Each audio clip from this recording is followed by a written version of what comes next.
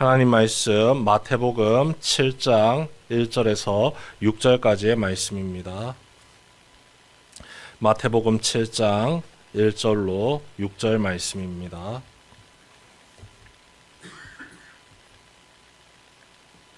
한 절씩 교독하겠습니다. 비판을 받지 아니하려거든 비판하지 말라.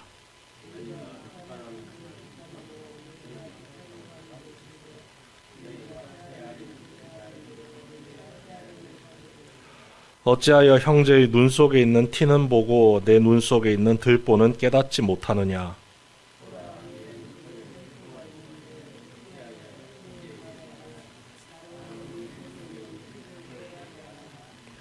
외식하는 자여 먼저 내 눈 속에서 들보를 빼어라. 그 후에야 밝히 보고 형제의 눈 속에서 티를 빼리라. 너희 진주를 돼지 앞에 던지지 말라. 그들이 그것을 발로 밟고 돌이켜 너희를 찢어 상하게 할까 염려하라.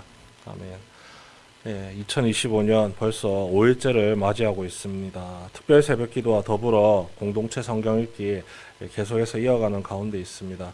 꾸준히 성경을 묵상하는 삶이 우리의 습관이 되고 일상이 되어서 하나님의 말씀이 나를 인도하는 삶의 은혜를 성도 여러분들께서 온전히 누리시길 축원합니다. 우리 마태복음 5장에서 7장 말씀 산상수훈이라고 표현하는 말씀입니다. 이 부분에 대해서 제가 다른 한 책을 읽다가 이 산상수훈 각 장별로 특별한 제목을 붙인 것을 보게 되었습니다. 가장 먼저 나오는 5장은 천국 시민의 기본적인 자격을 설명하는 것이고 6장은 그 천국 시민의 일상적인 생활과 신앙생활에 대한 내용을 담고 있고 그리고 이제 읽은 7장은 천국 시민이 살아가면서 주의해야 될 사항을 가르쳐주고 있다고 표현한 겁니다. 예수 그리스도를 믿음으로 인해 우리가 이미 천국 시민이 되었습니다. 그래서 그 천국 시민으로서의 삶을 아름답고 바르게 살아갈 수 있도록 주어진 이 산상수훈의 말씀, 특별히 7장 주의사항입니다.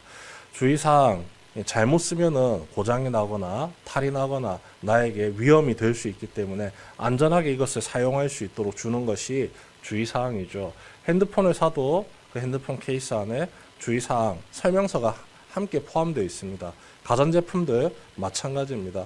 우리가 먹는 식품들 가운데서도 가공식품들은 그 주의사항이 포장지에 적혀 있죠. 이 음식은 이렇게 이 시간만큼 어떤 조리 과정을 거쳐서 먹어야지 인체에 무해하고 맛있게 먹을 수 있습니다.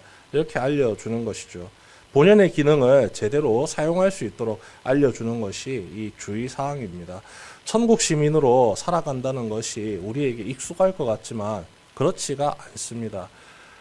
예수 그리스도의 은혜로 말미암아 우리가 천국 백성이 되었기 때문에 변화된 삶입니다. 변화된 삶에 대해서 익숙하지 않기 때문에 계속 주의사항을 주지하고 천국 시민으로서 이렇게 살아가야 된다는 것을 계속 살아감으로 인해서 익숙해져야 된다는 것이죠.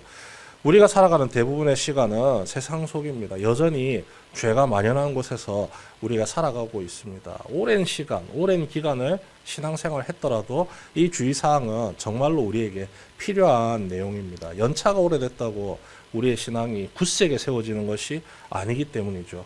예수님과 함께 그 믿음을 굳건히 지키는 자라 할지라도 이 주의사항을 깊이 묵상해야지 방심하지 않고 이 믿음을 굳건히 지킬 수가 있기 때문입니다. 또한 주의사항이 있다는 것은 그만큼 예수님께서 내가 천국 시민으로서 아름다운 삶을 이어갈 수 있기를 바라고 계시다는 것이기도 합니다.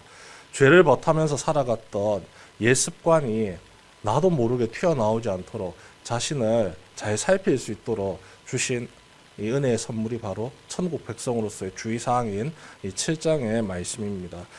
그래서 7장 첫 번째 말씀을 보시면은 비판하지 말라는 내용으로 시작을 하죠. 여기서 말하는 비판은요, 논리적으로 옳고 그름을 따진다는 비판을 말하는 게 아닙니다. 원문을 살펴보면 이 헬라어 원문으로 이 비판에 해당하는 뜻은요, 심판입니다. 다른 표현으로는 정죄가 되겠습니다. 옳고 그름을 판단해서 이거 잘못됐습니다. 가르쳐주는 그런 문제 수준을 넘어섰다는 거죠. 한마디로 같은 천국 백성인데 손가락질을 한다는 겁니다. 너는 왜 그렇게 살아가고 있느냐? 나는 그렇게 살지 않는데. 너는 예수 그리스도의 구원의 은혜를 알지 못하느냐? 나는 잘 알고 이렇게 살아가고 있는데. 서로를 향해서 손가락질을 한다는 것이죠. 그럴 수 있을 것 같지만 그럴 수가 없죠. 하나님 앞에 섰을 때 우리는 동일한 죄인입니다. 누가 누구를 향해서 옳고 그름을 따질 수 있는 존재가 아니라는 겁니다. 앞서 말씀드렸지만 우리는 예수 그리스도의 구원의 은혜로 이 천국 백성이 된 자들입니다. 내 힘이나 내 노력, 내 지식 이런 것이 하나도 들어가지 않았다는 것이죠.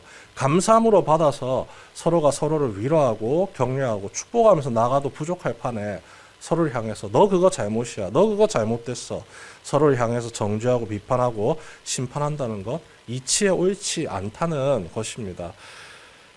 2절 말씀 한번 읽어볼까요? 2절 말씀입니다. 함께 읽겠습니다. 시작.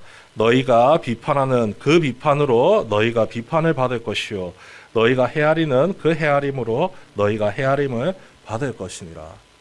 진정한 심판자는 하나님이시죠.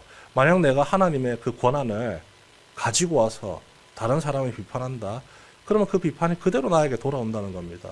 하나님께서 말씀하십니다. 네가 뭔데 내 사랑하는 자녀를 향해서 손가락질하고 정죄하느냐. 똑같은 죄인 주제에. 그렇게 말씀하실 수 있다는 거죠. 또 다르게 생각하면 이런 겁니다. 창세기의 말씀 기억나시죠? 뱀이 하와를 유혹했을 때 이런 말을 했습니다. 이걸 먹으면 너는 하나님과 같이 된다. 하나님과 같이 된다. 상대를 비판한다, 심판하고 정죄한다는 것은 결국은 하나님의 권한을 내 것으로 만들겠다는 교만함의 극치를 보여주는 것이기도 하죠. 하나님 앞에서 똑같은 죄인의 입장인데 어떻게 심판자로서 설 수 있겠습니까? 말이 안 되는 겁니다. 심판의 잣대는 나에게 있지 않고 오직 하나님께만 있습니다. 하나님의 것을 하나님께서 올바르게 쓰시겠다고 하시는데 내가 그 사이에 끼어들 여지가 전혀 없다는 것이죠. 오히려 다른 것을 하나님께서 알려주십니다.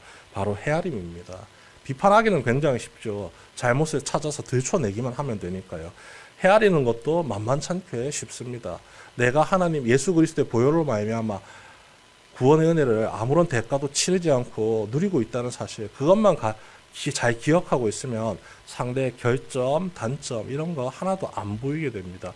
오히려 내가 이 은혜를 받아 누리고 있기 때문에 당신도 이 은혜를 함께 누리기를 소망합니다. 살필 수가 있게 된다는 것이죠.